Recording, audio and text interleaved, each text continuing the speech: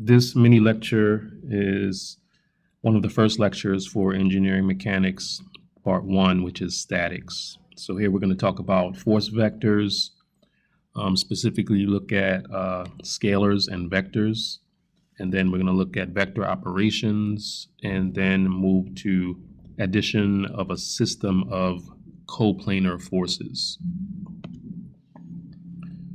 Okay, so what we'll do is go through a couple of different things that we need to talk about, and then at the end we'll work on an example. So let's take a look at the picture here. All right, so taking a look at this picture, a diagram right here, this diagram shows point O at a pin that's attached to a hook, right? There's a pin that's attached to the hook there in the diagram. So that pin right there attached to the hook. And it has vectors F sub 1, F sub 2, and F sub 3 along the chains that are extending out from the pin, right? So there are three concurrent forces acting on the hook due to the chains. Three concurrent forces acting on the hook due to the chains. So what we need to do looking at this is to decide if the hook will fail, right? Decide if that hook will fail. When we say fail, we just mean will it bend or break in any type of way. So to do this, we need to know the resultant or the total force acting on the hook as a result of these three different chains. Okay, so let's look at specifically scalars and vectors. Scalars and vectors. Okay, so an example of scalars would be when we discuss mass or volume. When we discuss vectors, we're looking at force and velocity. The next thing would be what are characteristics? Characteristics of each. So characteristics are, and then you probably discussed this in physics, that scalars, they have a magnitude, right? A magnitude, whether it's positive or negative. But vectors, they have a magnitude and a direction. Magnitude and direction. Furthermore, let's look at when we use that addition rule for scalars, it's just going to be some simple computation, simple arithmetic for us. When we use the addition rule for vectors, we're going to use that what's called the parallelogram law.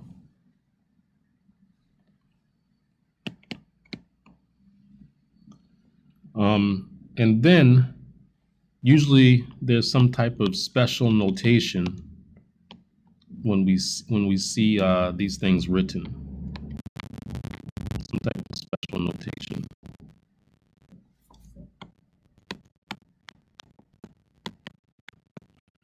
So scalars, usually there is none. But specifically for vectors, you're either going to see it written, usually in textbooks, with a bold font, a line, right? A line, an arrow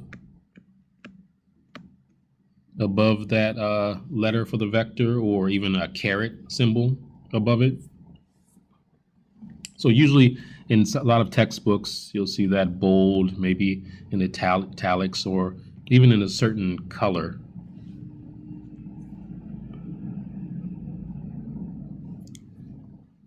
All right, Now, looking at vector operations.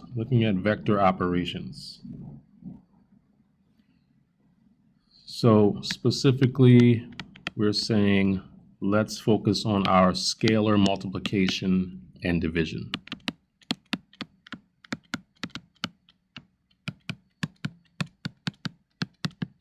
Scalar multiplication and division.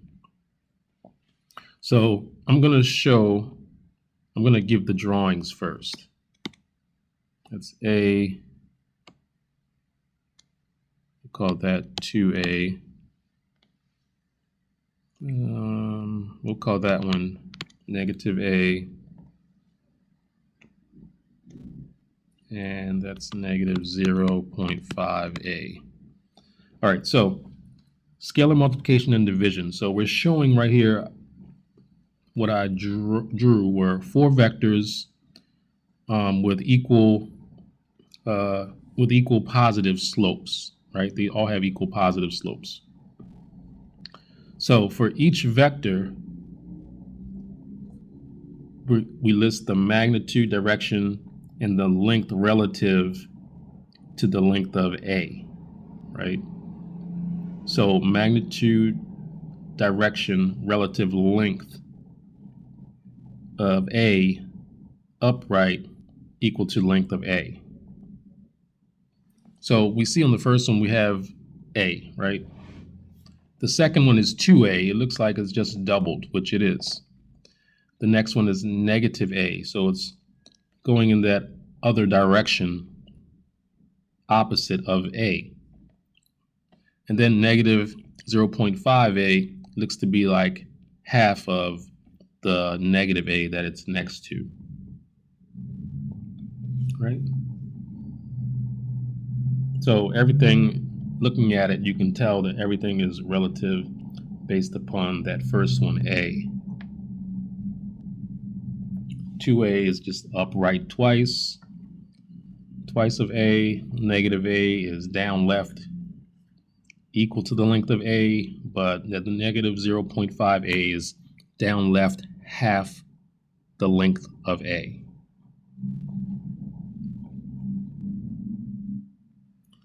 Okay, so we're going to use vector addition, right? Using either the parallelogram law or triangle method. So vector addition. Parallelogram law or triangle method. So first, I'll go over the parallelogram law. So with the parallelogram law, vector A is there and extends upright, and vector B is another vector right there that extends down right. All right, so let me put them together. A and connect them, and then B, right? So now I've connected them. Vectors A and B have their tails at a common point. I've connected their tails at a common point. So now parallel to A, a line extends upright from the head of B, which is as such. Then parallel to B, a line extends down right from the head of A, as such, like that. All right, and these lines intersect at what we'll call that point P. And they form a parallelogram with vectors A and B. All right. Okay, and then here's the parallelogram law in effect. So then we have this vector right here that I'm drawing in that little greenish color. We have that vector labeled, we'll call it R. So that is going to be a plus b. That's how we got the r. It's a plus b. That vector labeled r is labeled r as such because it's the resultant. Within the parallelogram extends right from the common tail of a and b. They extend from the common tail of a and b all the way to point P. So that forms our resultant.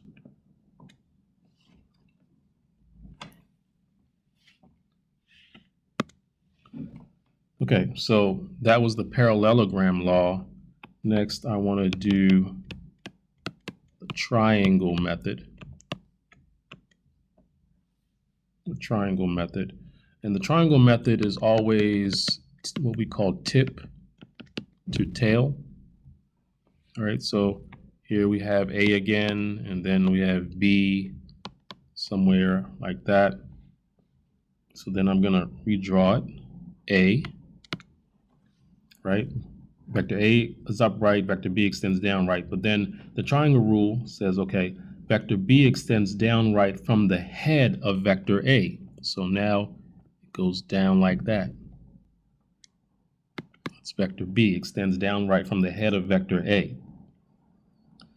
With a vector labeled R, right? Extending right from the tail of A to the head of B. From the tail of A is right there to the head of B. That's called vector R, right? Forming a triangle. So the triangle rule says, okay, vector A extends upright from the head of vector B with a vector labeled R, which I just created, extending right from the tail of B to the head of A, forming a triangle. And that's our resultant vector R. So the next thing we're discussing is called resolution of a vector. So resolution of a vector is just basically breaking up a vector into its components. So let's take a look at this example. So here, right there, we have this a horizontal rod and then a downward diagonal rod right there, right? They have their right ends joined at this pin, this little circle right there with a circle, and that's the pin where they're joined at. So the u-axis extends right from the pin, right? The u-axis extends right from the pin. And it's collinear with the horizontal rod. And the v-axis, as you can see, the v-axis extends up right from the pin, and it's collinear with the diagonal rod right here, right? So then let's create this vector. There's this vector we call vector F. Vector F extends upright from the pin, and then it can form a parallelogram with the u and the v axis, right? It forms this parallelogram. So we go like that and like that. Oops, let's try that again. Like that, right? It forms this parallelogram with the u and the v axis.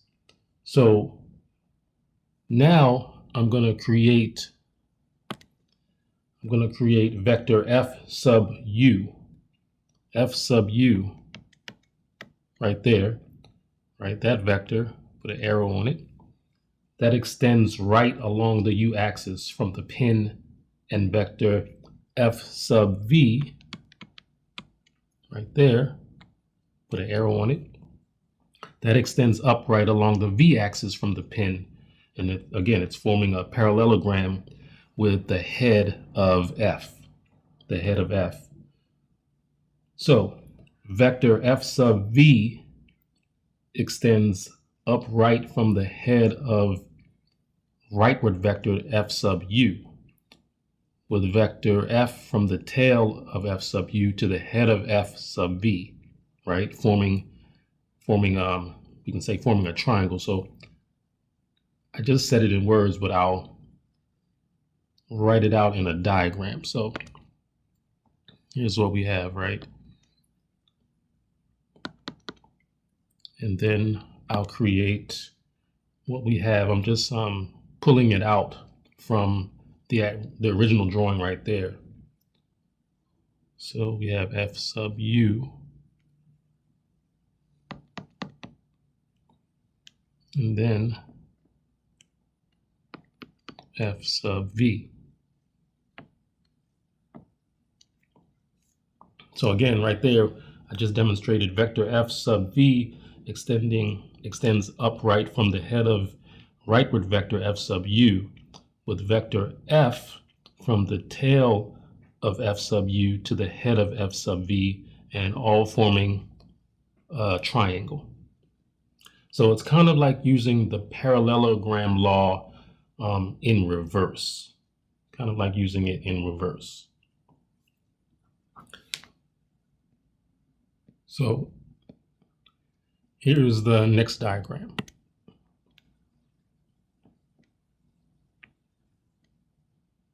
Okay, so I'll create another vector f, looks like that.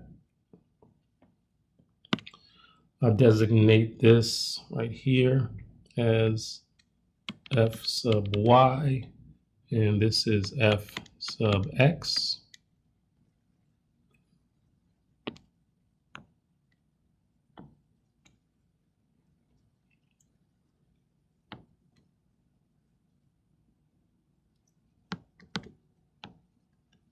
We have j there, and I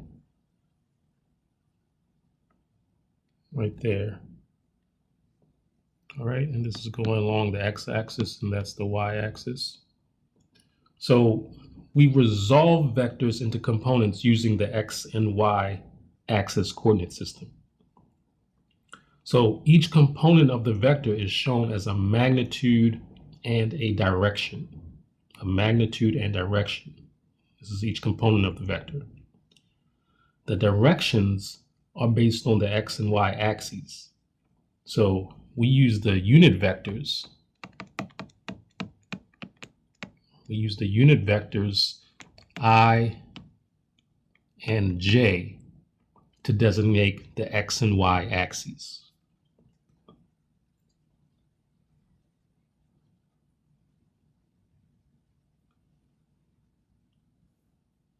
Right? So for example, we'll say vector f is equal to f sub x I plus f sub y j, right? So the x and y axes are always perpendicular to each other. So if we needed to, it doesn't have to look like how I have shown it. Together, the x and y axes can be set at any inclination, right? If you need to rotate the x and y axis, let's say 45 degrees clockwise or something like that, right? You can do so, just as long as they're always, of course, perpendicular to each other.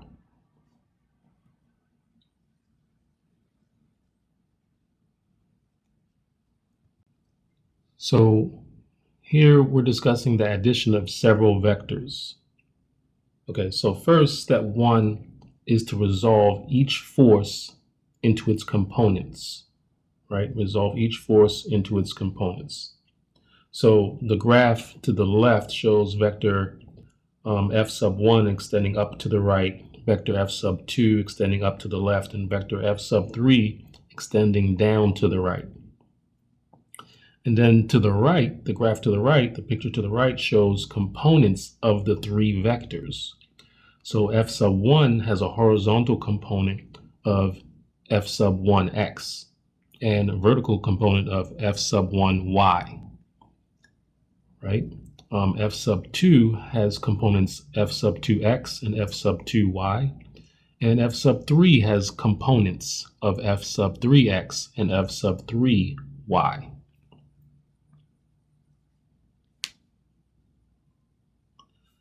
Okay, so based on this, we said we resolve each force into its components, And then we're going to have the next step 2 is to actually add all the x components together, followed by adding all the y components together. So these two totals are the x and y components of the resulting vector. So what I just said was we have f sub r equals f sub 1 plus f sub 2 plus f sub 3. All right, so what does that equal? That equals adding all the components. Break the three vectors into components and then add them together. F sub 1x plus f sub 1y.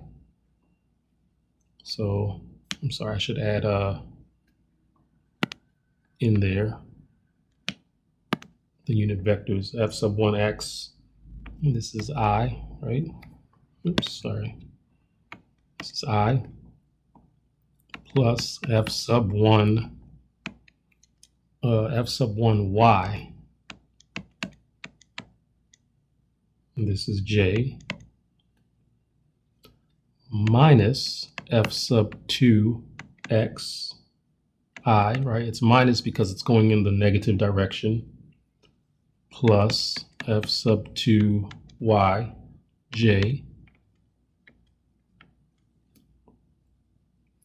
plus f sub 3x, that's the I, minus f sub 3y, and that's j. And again, that's minus because that's going in the negative direction, right? All right, so then we take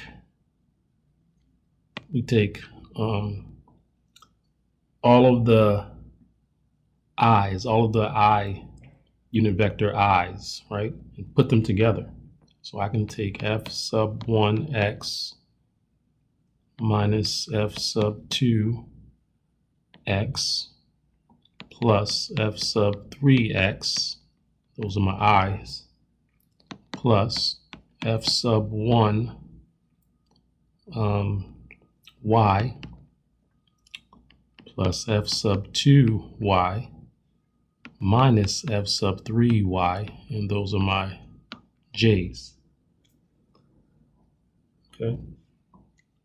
So then in doing that, the math there, I would get f, and I would get the resultant x for the i's, and then I would say plus f, and doing that math, I would get the resultant y for the, oops, sorry, that should be for the j's. Let's erase. Okay, there it is.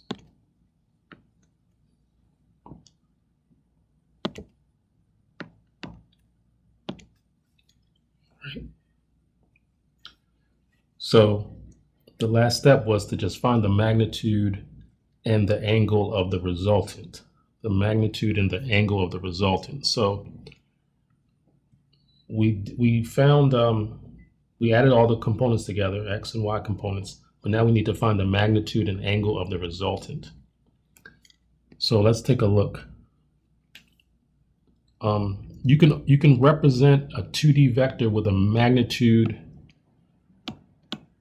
and an angle. Magnitude and an angle. So if we take a look at something like this, let's say we have an x and y. Let's break out the pen. Here's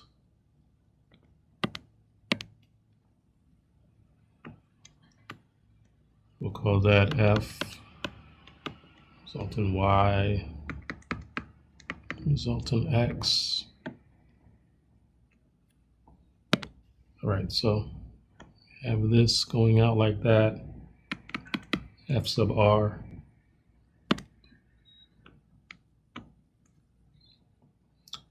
All right, here we have theta, angle theta. So what can we do? We can say for this, we can say theta equals tangent, or actually inverse tangent, times f r sub y over f r sub x. And then F sub r is equal to the square root of F Rx squared plus F Ry squared. Right, so we can represent that 2D vector in red with a magnitude and the angle.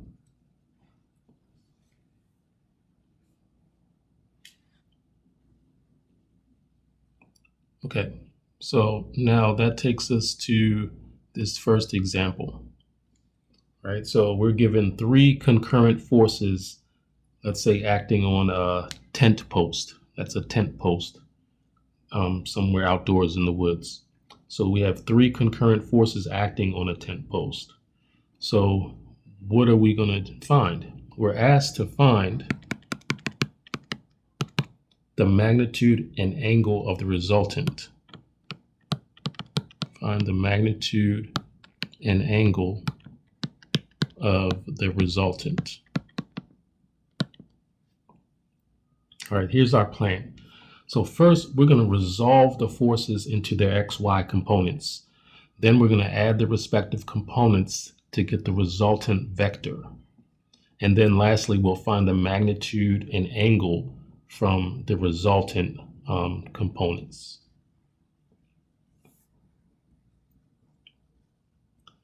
Okay, so F sub 1,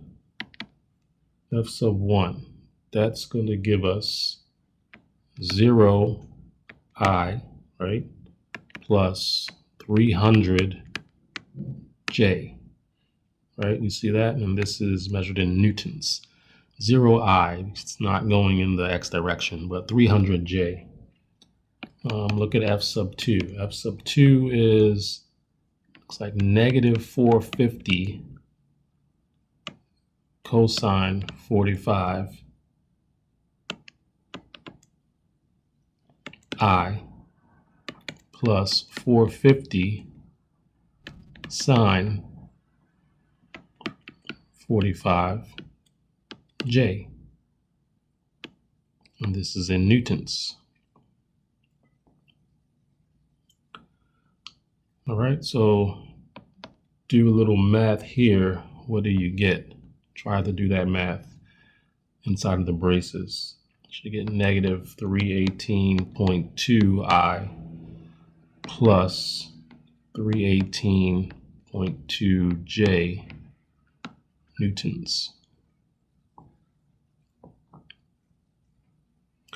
All right, and make sure you understand why we're using cosine and sine, right? Cosine, because we're looking at the x component, that negative 450 cosine 45 degrees, looking for that x component. So the cosine is the adjacent over the hypotenuse. So you're getting that adjacent side, where the sine is that opposite. The opposite of the 45-degree angle would be the y-axis, right? So that's why we're using cosine and sine in each one. Okay, and then F sub 3. F sub 3. Well, F sub 3 is a little bit different. They give us a triangle there to work with, 3, 4, 5. So we can still use it in a similar way with our trigonometry, right? So we got 3/5 times 600 I plus 4/5 times 600 J newtons, right? If you take a look at it, it fits in a similar way what we did with the trigonometry for sine and cosine. You still can use them the same exact way, right? Based on which side you're looking at, which component you're looking at, the x component or the y component. Okay, and then from this math we get 360 I plus 480 J newtons. All right, so we're just going to sum up all the I and J components respectively, and we should get 0 minus 318.2 plus 360. Remember how in the when we were developing this concept, we had put these together, the unit vector i's, plus I'm sorry, that should be close parentheses right here.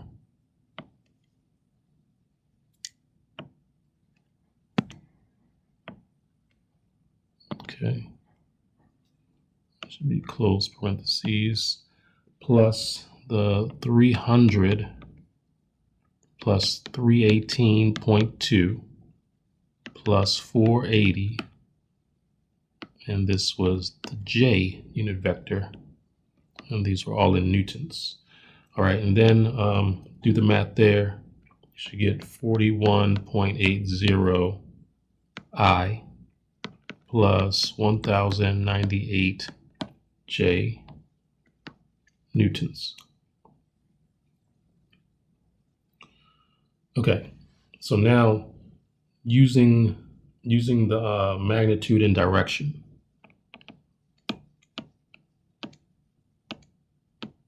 Using the magnitude and direction. So F sub R is equal to, we have 41.80 squared plus 1098 squared. And then all of that raised to the 1/2 power, because, you know, raising something to the 1/2 power just means taking the square root of it, if you recall. So then take the square root of that, or raise to the 1/2 power, whatever you want to write it as. You get 1099 newtons. All right, and then we can go ahead and find the angle. So we use inverse tan of 1098 over 41.80, as you recall what we talked about earlier in getting this. And using your calculator, inverse tangent of all that quotient should get you 87.8 degrees. All right, so here's a brief description of how it should probably look if you were to graph it on the XY axis, right? This is what we were saying.